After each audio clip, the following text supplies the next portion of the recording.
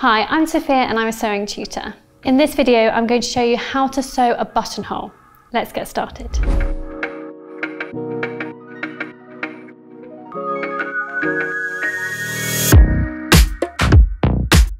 If you like this video, don't forget to subscribe to Hobbycraft and click the bell icon for notification of future videos.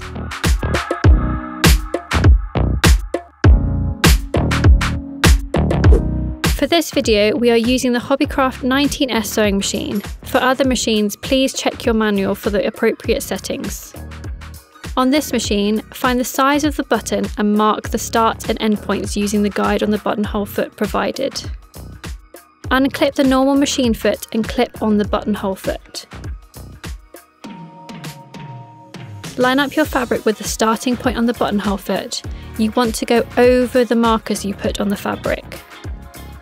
Change the stitch length to the buttonhole setting. Turn the dial on the machine to buttonhole step 1.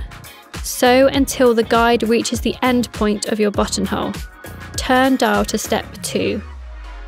Sew 4 to 5 stitches. Turn dial to step 3. Sew back down until it reaches your starting point. Turn the dial to step 4. Sew 4 to 5 stitches to finish. Pull the threads to the back of the fabric and knot them together to secure. Use a seam ripper to cut open the buttonhole.